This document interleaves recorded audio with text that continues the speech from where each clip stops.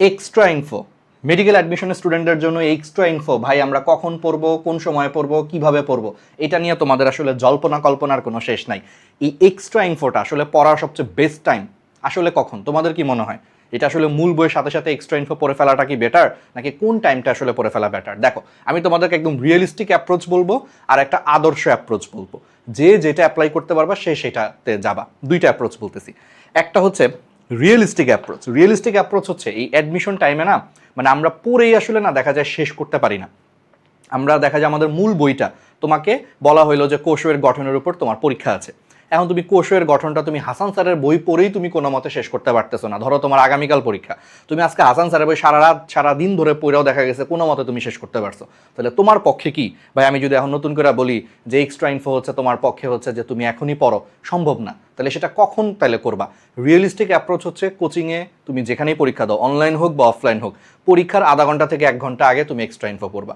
ঠিক আছে? এবং সেই এক্সট্রা ইনফো কীরকম পড়বে, এরকম গুছানো কোনো একটা বই থেকে পড়বা। ভাই আমি আবারও বলতেছি, 7টা বই, 5-6টা বই তুমি যদি পড়তে যাও, ধরো আলিম স্যারের বই, আজিবুর স্যারের বই, ওইদিকে হচ্ছে তোমার মাজেদা ম্যাডামের হচ্ছে তোমার বই, ওইদিকে তুমি যদি বোটানি আজমল স্যারের বই পড়তে যাও এক্সট্রা ইনফো হিসেবে, আবার ওইদিকে হলো তোমার তপন স্যারের বই, কেমিস্ট্রিতে গুহ স্যারের বই বা কবির স্যারের বই, এত এত বই, 7টা মোটা মোটা বই পড়ার অ্যাকচুয়ালি তোমার টাইম নেই। তুমি মূল বই তাহলে শেষ করতে পারবা না। আর মূল বই থেকেই 90 থেকে 95% কোশ্চেন আসে। তো তুমি যদি 90 থেকে 95% কোশ্চেন যদি মূল বই না পড়ো, তুমি শেষ করতে পারবা না। তাহলে তোমার পুরো প্রিপারেশনের 90 থেকে 95% সময় অ্যাকচুয়ালি মূল বইয়ের উপরে দিতে হবে ফিজিক্স, কেমিস্ট্রি, বায়োলজির ক্ষেত্রে।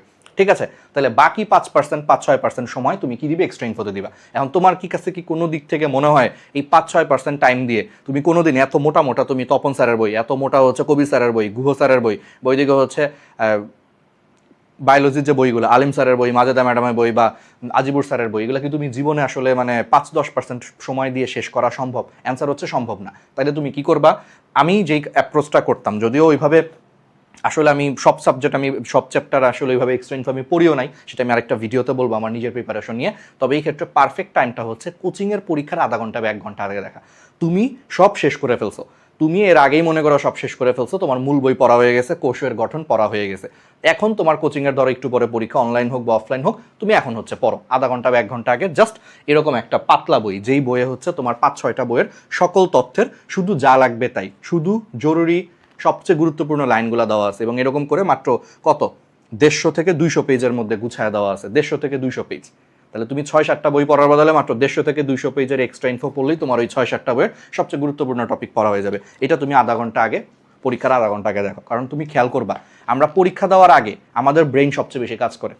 তুমি সারাদিন পড়ছো, সব কিছু করছো, এখন তোমার সামনে পরীক্ষা দেখবে, যে তখন এমন একটা পড়ায় মনোযোগ আসে যেটা সবসময় আসে না। সো ওই টাইমটায় তুমি যদি এক্সট্রা ইনফো আধা ঘন্টার সময় ধরে পড়ো, আধা ঘন্টায় দেখা যাবে তোমার এক একটা চ্যাপ্টারের কিছু এক্সট্রা তথ্য জানতে হেল্প করবে। এটাই তুমি শেষ পর্যন্ত মেডিকেলে কাজে লাগবে। এই জন্য আমার কাছে রিয়েলিস্টিক অ্যাপ্রোচ হচ্ছে এক্সট্রা ইনফো পড়বা হচ্ছে কোচিংয়ের বা অনলাইনের পরীক্ষার আধা ঘন্টা থেকে 1 ঘন্টা আগে, আগে অন্যগুলো শেষ করি। এটা হচ্ছে রিয়েলিস্টিক অ্যাপ্রোচ।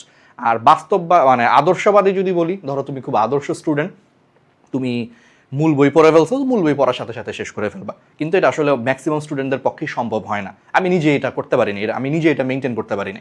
আমি নিজে ওইরকম পরীক্ষার আধা ঘন্টা আগে পড়া পাবলিক, অর্থাৎ মোটামুটি সব শেষ করে কোনো মতো আধা ঘন্টা আগে 3-4 পেজ উল্টা টুলটা যেতাম। আমাদের সময় তার এরকম গুছানো বইভাবে ছিল না অ্যাকচুয়ালি। ওই সময়ের কথা যদি বলি, 2016-র কথা যদি বলি, এখন তো আছে। তো এইভাবে তুমি হচ্ছে পড়তে পারো। তাহলে রিয়েলিস্টিক অ্যাপ্রোচ যেটা বললাম। আর আদর্শ অ্যাপ্রোচ হচ্ছে ভাই, আদর্শ ধরে নিছি তোমার অলরেডি আগামীকাল পরীক্ষা, আজকেই তোমার সব পড়া শেষ। কথার কথা এটা নর্মালি হয় না যে আগামীকাল ধরো বিকাল 5টায় পরীক্ষা, তোমার আজকেই সব পড়া শেষ, তাহলে তো হইতোই। আজকেই তোমার সব পড়া শেষ, তুমি এখন বসে বসে এক্সট্রা ইনফো আলাদা করে পড়তে পারো, তাহলে তোমার আর পরীক্ষার আগের আধা ঘন্টায় লাগবে না। তবে আমার মনে হয় যে ম্যাক্সিমাম স্টুডেন্টই আমার রিয়েলিস্টিক অ্যাপ্রোচের সাথে একমত হবা, সেইভাবে পড়ো, তুমি অনেক ভালো একটা রেজাল্ট করতে পারবা। ঠিক আছে? আর এরকম আরও যদি কোনো কোশ্চেন তোমরা জানতে চাও, তোমরা আমাদের RTDS এর সাথে হচ্ছে যোগাযোগ করো। ঠিক আছে? আমাদের পেজগুলোতে তোমরা মেসেজ দিও। আমাদের পেজগুলো হচ্ছে ফলো দিয়ে রাখো গাইডলাইনের জন্য, বা আমাদের হচ্ছে ইউটিউব চ্যানেলটা হচ্ছে ফলো দিয়ে রাখো। ঠিক আছে? গ্র্যাভিটি মেডিটেশন, এটা হচ্ছে আমাদের ফেসবুক পেজ, এখানে আমাদেরকে মেসেজ দিও, অথবা আমাদের সাথে হচ্ছে যোগাযোগ করো, আমাদের সাথে হচ্ছে যোগাযোগ করো। ঠিক আছে? এই নম্বরগুলোয়। আর যদি তোমার মনে হয় যে তুমি আমাদের সাথে হচ্ছে সরাসরি কথা বলতে চাও পার্সোনালি, আমাদের একটা পেজও আছে, আমার নিজের পার্সোনাল পেজ আছে, ডক্টর মোহাম্মদ নাইমুল ইসলাম রাহাত। তুমি সেই পেজটা হচ্ছে ফলো দিয়ে রাখবা, যোগাযোগ করো, ইনশাআল্লাহ হচ্ছে যতটুকু পারা যায় তোমাকে আমরা হেল্প করার চেষ্টা করবো।